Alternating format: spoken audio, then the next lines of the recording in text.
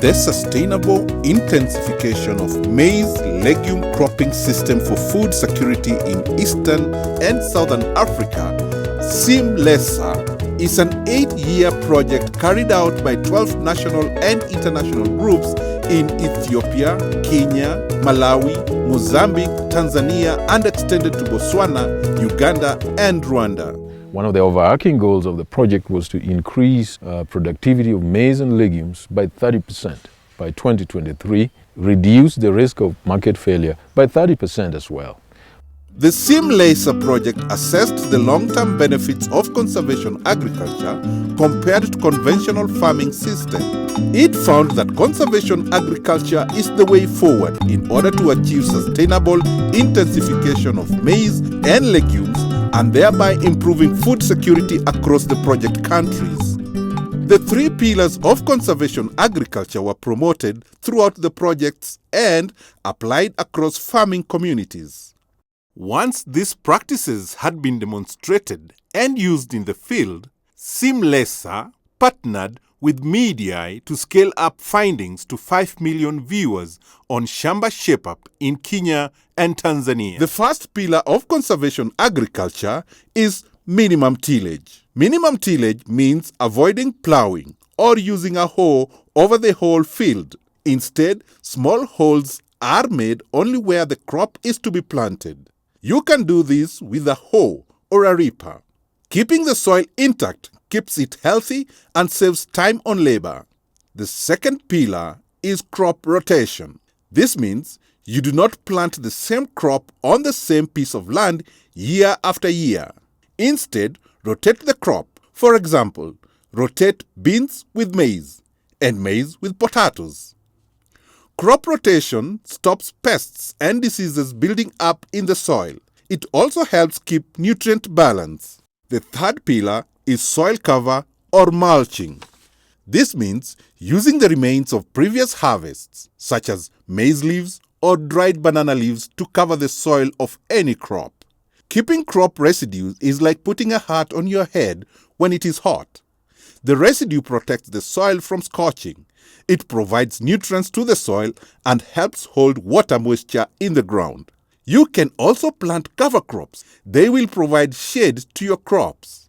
So although the start of the project is to validate some of these on station, very quickly the project took these results to the communities for local observation, for education of the farmers, and for local adaptation. Since converting to conservation agriculture, Ferdinand has increased his yields many times over. He says he has built his house, sent his children to school, all thanks to conservation agriculture. We came in with our expert Michael Misiku of CIMMYT to take a look at his soybean crop. Let's see if he's doing it right. Now, Ferdinand, why did you plant soya? I planted soya as a rotational crop because initially the farm had maize, which normally uses a lot of nitrogen. But now as I planted this legume, it's now going to add nitrogen in readiness for the next crop for the next year. And then as a matter of diversification, it is also important. If we diversify like this, then definitely we shall have food security in our homes. Okay. Yes. So, Michael, why is soya so important in conservation agriculture? Income. Income is very, very critical in farming. Soybean is very good in terms of market. But soybean is also important in another aspect. For someone like Ferdinand who has children, you need nutrition, better nutrition for your children. Mm-hmm. Yeah. So the way he has planted his soya beans, is this the way it's supposed to be done using conservation agriculture? Yes, he's done it very well, and I like it so much because there's even cover. Mm-hmm. It's planted in properly spaced. It's properly, kept clean. It's very, very good. Mm. Is there anything more that he can do with it? Yes, there's more he can do. Just by looking at it, of course, it had some moisture stress because of the drought, but it survived. Thinning, you need to thin properly because some areas in future, you need to make sure that the crop population is balanced. Okay. Because when you put in fertilizer, and some areas have more plant population than the others, and then you reduce the advantage in yield. Yes. That's very important. what a farmer from maybe Ukambani comes to learn from Ferdinand here, can he practice it back there? Different regions have different rainfall conditions. So conservation agriculture needs to be customized, to be made much more useful to the area based on rainfall, based on size of the farm, based on the slope, based on so many factors. However, the principles remain the same. Conservation agriculture should not be practiced as if it's a belief system. You either do this, or if you don't do this, then you perish, because you scare farmers, you scare practitioners. Why conservation agriculture? There are very many benefits of conservation agriculture. Of course, everyone likes to look at yield, but we would like to talk about yield stability, because the climate is changing.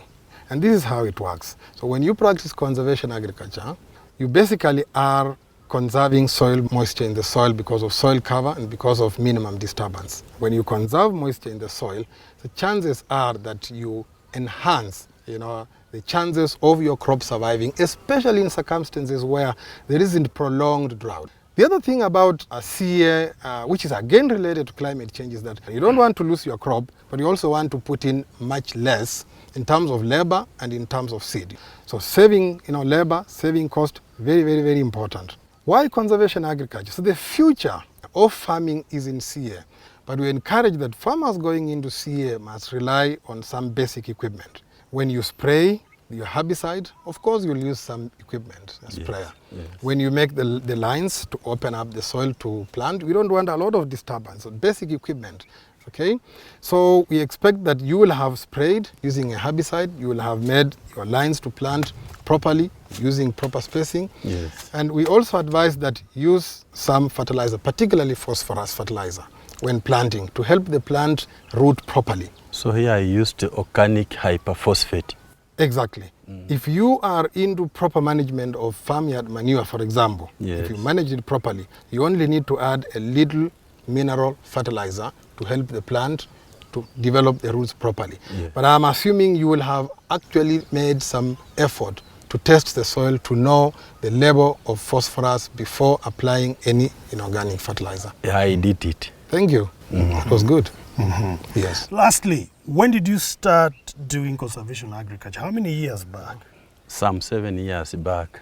Does it take that long for a farmer to see the benefits? Yes. Yeah, it takes a lot of time. A farmer needs to be patient before he starts realizing the results.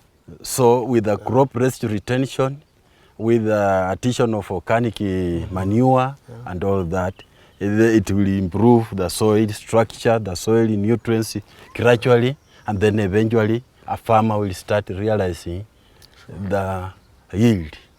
Very true. Patience It takes and time. discipline. It takes time. And investments. Okay. You need to do the right investments, yes. Right. Through field days, demonstrations, trainings, farmers can come together and observe these practices being implemented in their local communities, not in a station 30, 40 kilometers away, but right there in their communities. We have also realized from the program that we have been able to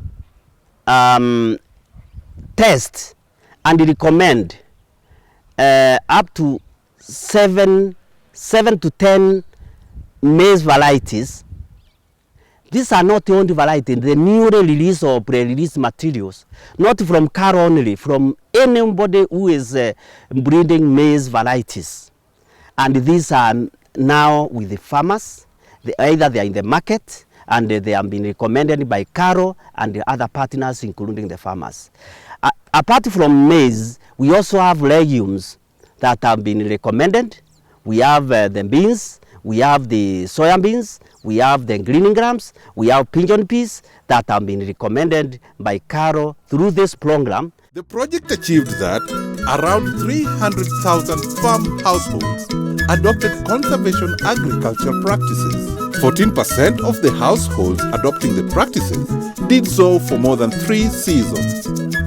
Women seized opportunities to contribute to household decision-making. Labor costs were reduced by up to 50% in some countries such as Tanzania. There was a successful collaboration between 12 national and international groups.